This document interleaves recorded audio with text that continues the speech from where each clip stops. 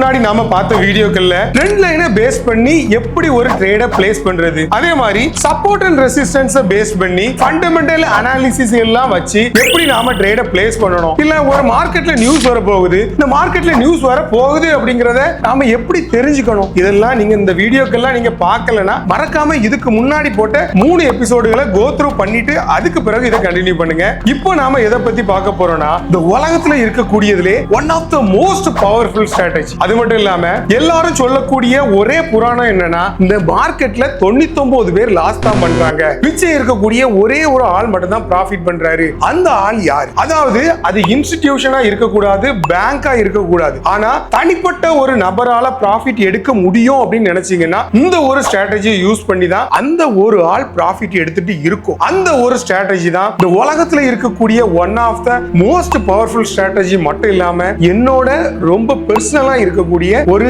சீக்ரெட்டான strategy, அதுதான் break out strategy. இந்த break out ஸ்ட்ராட்டஜியை வச்சு நாம எப்படி ட்ரேட் எடுக்கலாம், இந்த பிரேக் அவுட்ல என்னென்ன மாதிரி பிரேக் அவுட் ஆச்சு அப்படின்னா அது ஒரு ரியலான பிரேக் அவுட் இல்ல ஃபேக் பிரேக் அவுட்டை நம்ம எப்படி கண்டுபிடிக்கிறது, எந்த டைம்ல பிரேக் அவுட் ஆச்சு அப்படின்னா அது ஒரு வேலிடான பிரேக் அவுட், இந்த மாதிரியான விஷயங்களை தான் இந்த வீடியோல முழுக்க அலசி ஆராய போறோம். ரொம்ப இன்ட்ரெஸ்டிங்கா இருக்கும். இப்பதான் நம்ம சேனலை நீங்க ஃபர்ஸ்ட் டைம் விசிட் பண்றீங்கன்னா மறக்காம சப்ஸ்கிரைப் பண்ணி வச்சுட்டு கண்டினியூ பண்ணுங்க. உங்களுக்கு உங்களோட லைஃபுக்கு தேவையான எல்லா ட்ரேடிங் சம்பந்தப்பட்ட கொஸ்டின்களுக்கும் நம்ம சேனல் மூலமா விட கிடைக்கும். வீடியோ ஸ்கிப் பண்ணாம பாருங்க. உங்களுக்கு தேவையான பிரேக் அவுட் ஸ்ட்ராட்டஜி பத்தின அவ்வளவு ட்ரிக்ஸ் அண்ட் டிப்ஸ் வந்து நீங்க தெரிஞ்சுக்கலாம். அதாவது இப்ப நாம பார்க்க போற இந்த 4வது எபிசோட்ல பிரேக் அவுட் ஸ்ட்ராட்டஜினா என்ன, இந்த பிரேக் அவுட் ஸ்ட்ராட்டஜி யார் யாரெல்லாம் யூஸ் பண்ணலாம், இல்ல என்கிட்ட ஒரு $100 தான் சார் இருக்கு, நான் வந்து இந்த பிரேக் அவுட் ஸ்ட்ராட்டஜி யூஸ் பண்ணலாமா, இல்ல என்கிட்ட ஒரு $500 தான் இருக்கு, எனக்கு இந்த பிரேக் அவுட் ஸ்ட்ராட்டஜி ஒத்து வருமா, அது எந்த அளவுக்கு நமக்கு வந்து ஒரு ப்ராஃபிட்டா அமையும் அப்படிங்கிற மாதிரி எல்லார் மனசுலயுமே ஒரு கொஸ்டின் இருக்கும். ஃபர்ஸ்ட் இந்த பிரேக் அவுட் ஸ்ட்ராட்டஜி அப்படிங்கறத நம்ம பார்த்திடலாம். பிரேக் அவுட் ஸ்ட்ராட்டஜி, அதாவது இந்த பிரேக் அவுட் ஸ்ட்ராட்டஜி அப்படின்னு நம்ம பார்த்தோம்னா மொத்தம் இத 3 வகையா பிரிக்கலாம். ஃபர்ஸ்ட் பாத்தீங்கன்னா மார்க்கெட் வந்து ஒரு சைட்வேஸ் மார்க்கெட்ல போயிட்டு இருக்கு. இப்போ கீழே இருக்கிறத சப்போர்ட் ஆகும், மேல இருக்கிறது ரெசிஸ்டன்ஸ் ஆகும், ஆக்ட் ஆகும். ரெசிஸ்டன்ஸ் கீழே இருக்கிறது சப்போர்ட், இப்படி ஆக்ட் ஆகும்போது எப்போ மார்க்கெட் வந்து உங்களுக்கு தேவையான இடத்துல, அதாவது மேல பிரேக் அவுட் ஆகுதோ, பிரேக் அவுட் ஆகி ஒரு சின்ன ரீட்ரேஸ்மெண்ட்டுக்கு பிறகு மறுபடியும் அந்த பிரேக் அவுட்டை தாண்டி மார்க்கெட் வெளியே போகும். அப்போ இந்த மாதிரியான கன்ஃபர்மேஷன்கள் உங்களுக்கு கிடைச்சதுக்கு பிறகு அந்த ஒரு அப்பர் சைடுல நீங்க வந்து உங்களோட பை ஆர்டரை பிளேஸ் பண்ணலாம். பை ஆர்டரை பிளேஸ் பண்ணிட்டு அந்த ரீட்ரேஸ்மெண்ட்டுக்கு கீழே உங்களோட ஸ்டாப் லாஸ் அதை வந்து செட் பண்ணிடலாம். அதே மாதிரி இந்த பிரேக் அவுட் ஸ்ட்ராட்டஜில நீங்க நிறைய டைம், அதாவது நாங்க எடுத்த அனாலிசிஸ் படி நமக்கு அடிக்கக்கூடிய ப்ராஃபிட் ரேஷியோ என்னன்னு பாத்தீங்கன்னா 1:3 to 1:10. அதாவது நீங்க உங்களோட ஸ்டாப் லாஸ் எந்த லெவலுக்கு வச்சிருக்கீங்களோ அதுல இருந்து 3 மடங்குல இருந்து ஸ்டார்ட் ஆகி 10 மடங்கு வரைக்கும் நமக்கு வந்து இந்த பிரேக் அவுட் ஸ்ட்ராட்டஜி வந்து நமக்கு ப்ராஃபிட்டை கொடுக்கும். அப்போ ஒரு ட்ரேட் நாம எடுத்திருக்கிறோம், அந்த ட்ரேட் எடுத்ததுக்கு பிறகு அந்த ட்ரேடை நம்ம 1:3 க்ளோஸ் பண்ணி முடிச்சிருவோமே, அப்போ நமக்கு எப்படி சார் அந்த 1:10 வரைக்கும் நாம வந்து ரீச் பண்றது அப்படிங்கிற மாதிரி இன்னொரு கொஸ்டின் நீங்க கேட்கலாம். அதுக்கான ஆன்சர் என்னன்னா, ஃபர்ஸ்ட் ஒரு ட்ரேடை வந்து நீங்க பிளேஸ் பண்றீங்க, அந்த ட்ரேட் வந்து ஒரு பை ஆர்டரா இருக்கலாம். பை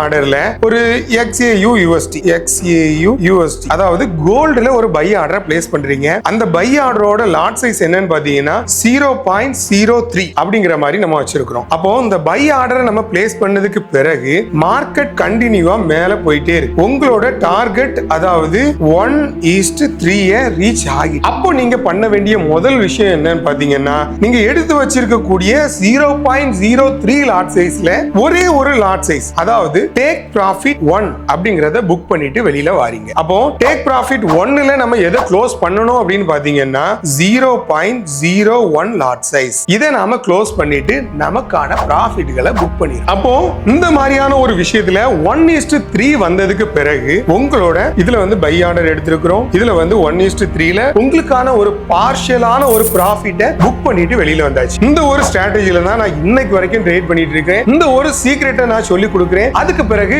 நம்மளோட ஒர்க் ஷாப் ஸ்டார்ட் பண்ணதுக்கு பிறகு இந்த ஸ்ட்ராட்டஜியை எப்படி நம்ம ப்ராப்பரா அப்ளை பண்றது, நமக்கான வெப்சைட்ல இருந்து ஆரம்பிச்சு நம்மளோட கன்ஸ்ட்ரக்ஷன் எல்லாமே உங்களுக்காகவே ரெடி ஆயிட்டு இருக்கு. எல்லாருமே ப்ரொஃபஷனல் ட்ரேடர் ஆகணும். ஏன்னா எல்லாருக்கும் ஒரு பாசிவான இன்கம் இல்லாத பட்சத்துல நம்ம தமிழ்நாட்டில் இருக்கக்கூடிய மக்கள் வந்து கண்டிப்பா கஷ்டப்பட்டுட்டே தான் இருப்பாங்க. உங்களுக்கு இன்ட்ரெஸ்ட் இருந்தால் சொல்லி கொடுக்கிறதுக்கு நான் தயாரா இருக்கிறேன். அதுக்காக ஒரு ஃபேக்கான ஆளுங்கள் கிட்ட உங்களோட பணத்தை கொடுத்து அது ப்ராஃபிட் வரும் அப்படின்னு நாம நம்பி இருக்கிறத விட உங்க கையால தான் ட்ரேட் பண்ண போறீங்க.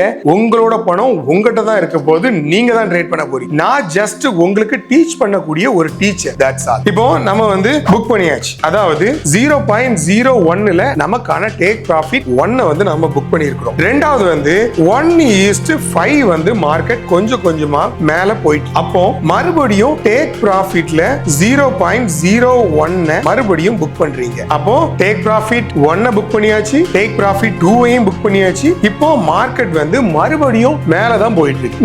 நிறைய பேருக்கு மறுபடியும் இன்னொரு क्वेश्चन வரலாம். சார் இப்படி நாம புக் பண்ணிட்டு இருக்கோம், மார்க்கெட் திடீர்னு ரிவர்ஸ் ஆகி வந்துட்டுனா நமக்கு வந்து கிடைச்ச ப்ராஃபிட் வந்து போயிருமே சார் அப்படின்னு. எப்போ உங்களோட டேக் ப்ராஃபிட் 1 அது ரீச் ஆகுதோ, ரீச் ஆன அடுத்த டைம்லயே மிச்சம் இருக்கக்கூடிய 0.2 லாட் சைஸை வந்து நீங்க என்ன பண்ணணும் அப்படின்னா பிரேக் ஈவனுக்கு மூவ் பண்ணி வச்சு. பிரேக் ஈவன் அப்படின்னா என்னன்னு பாத்தீங்கன்னா நீங்க எந்த இடத்துல பை பண்ணிருக்கீங்களோ அந்த இடத்துல உங்க ஸ்டாப் லாஸ் எடுத்துக்கொண்டு வச்சு. அப்போ ஸ்டாப் லாஸ் நம்ம இப்படி எடுத்துக்கொண்டு வைக்கும் போது ஒருவேளை மார்க்கெட் ரிவர்ஸ் ஆகி வந்தாலும் உங்களோட டேக் ப்ராஃபிட் 1ல கண்டிப்பா நீங்க ப்ராஃபிட்டபிளா தான் இருப்பீங்க. இதே மாதிரி மார்க்கெட் மறுபடியும் மேல மூவ் ஆயிட்டு இருக்கக்கூடிய பட்சத்துல உங்களுக்கான அடுத்த டேக் ப்ராஃபிட் 1:10ல இருக்கலாம், 1:8ல இருக்கலாம். இப்படி எங்கனாலும் தேர்ட் ப்ராஃபிட்டை புக் பண்ணிட்டு நீங்க வெளியில வந்துடலாம். இதுதான் ஒரு ப்ரொஃபஷனல் ட்ரேடரா ஒரு ட்ரேட் எடுக்கிறதுக்கான வழி. இப்போ நம்ம வந்து பிரேக் அவுட் ஸ்ட்ராட்டஜில மார்க்கெட் வந்து சைடு வேஸ்ல போச்சுன்னா நம்ம எப்படி ட்ரேட் எடுக்கணும் அப்படிங்கறத நம்ம பார்த்துட்டோம். இப்போ அடுத்தால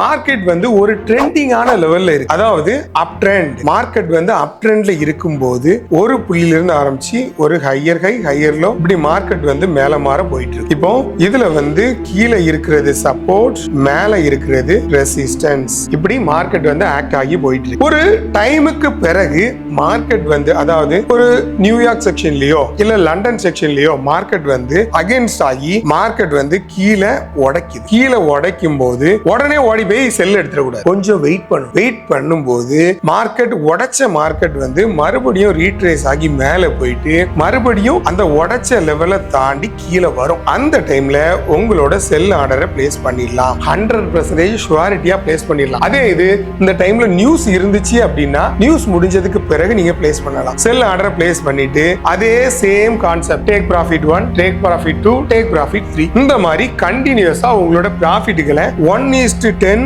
வரைக்கும் காத்திருந்து நீங்க புக் பண்ணிட்டு வெளியில வந்துடும். இது வந்து அப் ட்ரெண்ட். சேம் ஆப்போசிட்டா ஃபாலோ பண்ணக்கூடியது தான் டவுன் ட்ரெண்ட். அதே மாதிரி டவுன் ட்ரெண்ட்ல மார்க்கெட் வந்து ஒரு ஹையர் ஹை இந்த மாதிரி மார்க்கெட் வந்து ஒரு டவுன் வேஸ்ல வந்துட்டு இருக்கும்போது மேல இருக்கிறது ரெசிஸ்டன்ஸ், கீழே இருக்கிறது ஒரு சப்போர்ட். அப்ப இப்படி இருக்கும்போது மார்க்கெட் ஒரு லெவலை உடைச்சு தாண்டி போகும்போது ஒரு ரீட்ரேஸ்மெண்ட் எடுத்து மறுபடியும் மேல போகும்போது இந்த இடத்துல உங்களோட பை ஆர்டரை பிளேஸ் பண்ணிடலாம். இந்த இடத்துல ஸ்டாப் லாஸ். அதே மாதிரி 1:10 வரைக்கும் ப்ராஃபிட் 1, ப்ராஃபிட் 2, ப்ராஃபிட் 3 இந்த மாதிரி உங்களோட ப்ராஃபிட்களை கண்டினியூஸா புக் பண்ணி நீங்க வந்து இந்த பிரேக் அவுட் ஸ்ட்ராட்டஜில ஒரு மாஸ்டர் ஆகலாம். இது வந்து உடனே நம்ம இதுல வந்து மாஸ்டர் ஆகிடலாமா அப்படின்னு கேட்டீங்கன்னா 100% ஆக முடியாது. ஏன்னா நமக்கு இதுக்கான ப்ராப்பரான ஒரு கைடன்ஸ் வேணும். ஒரு நாளைக்கு எத்தனை ட்ரேடுகள் எடுக்கலாம் அப்படிங்கறத ஃபர்ஸ்ட் நீங்க தெரிஞ்சுக்கணும். ஒரு நாளைக்கு 10 நேரம் மார்க்கெட் பிரேக் அவுட் ஆகும். 10 நேரம் போய் நம்ம ட்ரேட் எடுக்க முடியுமா? எடுக்க முடியாது. உங்களோட கேபிட்டல் 0 ஆகி போயிடும். அப்போ எந்த டைம்ல ட்ரேட் எடுத்தா அந்த பிரேக் அவுட் வந்து ஒரு வேலிடான பிரேக் அவுட்டா இருக்கும். இது எல்லாமே 1 by 1 நமக்கு வரப்போற ஒர்க் ஷாப்புகள்ல உங்களுக்காகவே டீடைலா சொல்லி தரப்போம். இப்போ அதை எக்ஸாம்பிள்ஸா நம்ம மார்க்கெட்ல எந்த மாதிரி அது நடக்குது அப்படிங்கறத நம்ம பாத்துக்கலாம். இந்த பிரேக் அவுட் ஸ்ட்ராட்டஜி அப்படிங்கிற ஒரு விஷயம் வந்து மார்க்கெட்ல நாம பார்த்தோம்னா இப்போ அருமையா மார்க்கெட் வந்து ஒரு சைடு வேஸ்ல இருக்குது. அப்போ மார்க்கெட் வந்து இப்படி ஒரு சைடு வேஸ்ல இருக்கும்போது அதாவது ஒரு இடத்துல இருந்து ஸ்டார்ட் ஆகி ஒரு higher level lower level higher level lower லெவல்ல ஸ்டார்ட் ஆகி மறுபடியும் இந்த இடத்துல வந்து ஒரு பிரேக் அவுட் ஆகி அப்போ இதுல நம்ம ஃபர்ஸ்ட் மேல வரையற போறது என்னதுன்னா ஒரு ரெசிஸ்டன்ஸ். அப்போ கீழே வரைய போறது என்னது அப்படின்னு பாத்தீங்கன்னா ஒரு சப்போர்ட். அப்போ இதுல ஒரிஜினலான பிரேக் அவுட் எது, ஃபேக்கான பிரேக் அவுட் எது அப்படிங்கறத ஃபர்ஸ்ட் தெரிஞ்சுக்கணும். இப்போ இந்த மார்க்கெட்ல பாத்தீங்கன்னா மார்க்கெட் வந்து நல்ல ஒரு சைடு வேஸ்ல போயிருக்கு. ஆனா இந்த டைம்ல ஒரே ஒரு இடத்துல மட்டும் ஒரு ஃபேக்கான ஒரு பிரேக் அவுட் நடந்திருக்கு. அந்த ஃபேக்கான பிரேக் அவுட் எப்படின்னா ஃபர்ஸ்ட் மார்க்கெட் இதுல அந்த ஒரு ரேஞ்ச் பவுண்டுக்குள்ள உள்ள வருது. கீழ இருந்து ஸ்டார்ட் ஆகி ரேஞ்ச் பவுண்டுக்குள்ள உள்ள வருது. வந்துட்டு மறுபடியும் ஒரு ஹை லெவல்ல வைக்குது,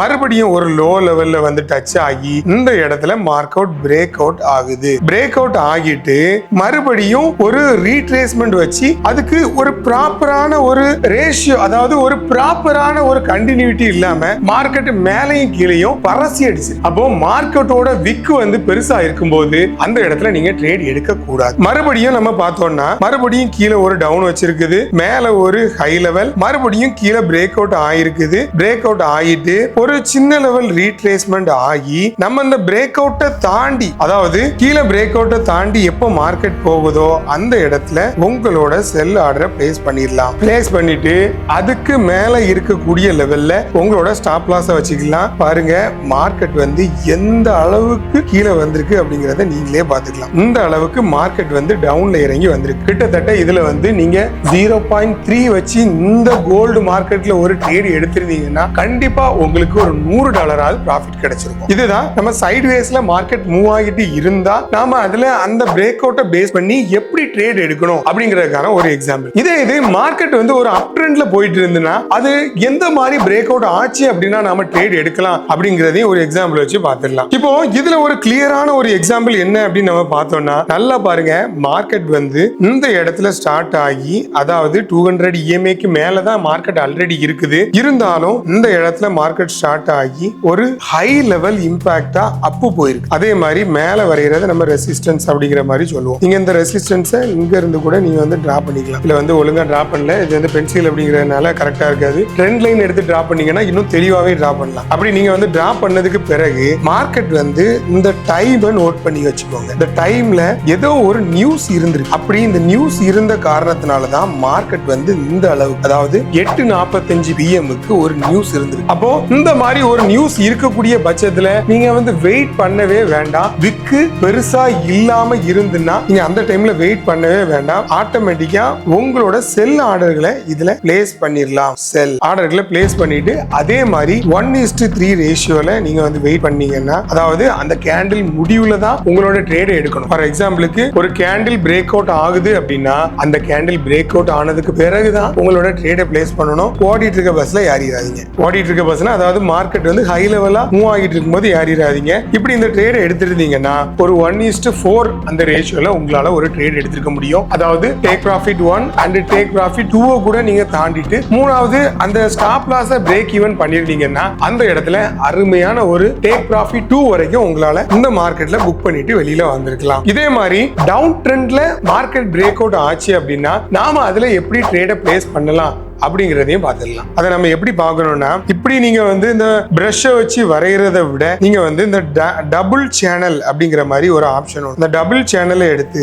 கிளிக் பண்ணிட்டு இந்த மாதிரி உங்களோட ட்ரெண்ட் லைனை ஈஸியா பிளேஸ் பண்ணிக்கலாம். இந்த ட்ரெண்ட் லைன்ல பாத்தீங்கன்னா மார்க்கெட் வந்து ஒரு நல்ல ஒரு மூவ்மெண்ட்ல டவுன் ட்ரெண்ட்ல இருக்கு. டவுன் ட்ரெண்ட்ல இருக்கும் போதே இதுல ஒரு ஃபேக் பிரேக் அவுட் நடந்திருக்கு, ஒரு ரியல் பிரேக் அவுட் நடந்திருக்கு. அப்போ இந்த ஃபேக் பிரேக் அவுட்டை நம்ம எப்படி கண்டுபிடிக்கிறது, ரியல் பிரேக் அவுட் எப்படி கண்டுபிடிக்கிறது? இப்போ ஃபர்ஸ்ட் பார்த்தோம்னா மார்க்கெட் வந்து ஒரு ரேஞ்ச் பவுண்ட்ல உள்ள வந்திருக்குது. மறுபடியும் ஒரு டவுன், ஒரு ஹை, மறுபடியும் டவுன் ஆன இடத்துல ஒரு சின்ன பிரேக் அவுட் ஆயிருக்குது. ஆனா இதை நம்ம பிரேக் அவுட்டா கன்சிடர் பண்ண முடியாது. ஏன் அப்படி சொல்றேன்னா மார்க்கெட் வந்து above 2 touches இருந்தா மட்டும்தான் அதுல வந்து நாம ஒரு ட்ரெண்ட் லைனை வரையவே முடியும். ஒரே ஒரு டச்சை மட்டும் வச்சுக்கிட்டு நான் அந்த ஒரே டச்லயே ட்ரெண்ட் லைனை வரைஞ்சிருவேன் அப்படின்னா அது ஒரு முறையான ட்ரேடுக்கான வழி கிடையாது. அப்போ 2 touches இருக்கும்போது தான் நம்ம ஒரு ட்ரெண்ட் லைன் வரைய முடியும். இப்போ இந்த டைம்ல நாம இந்த ட்ரெண்ட் லைனை இப்படி வரைஞ்சாலும் வச்சுக்கலாம். ரெண்டாவது மார்க்கெட் வந்து ஒரு டவுன் கொடுக்கும் போது மேலேயே மார்க்கெட் வந்து நின்னுட்டு ஒரு ஹை லெவலுக்கு போயிட்டு, அப்போ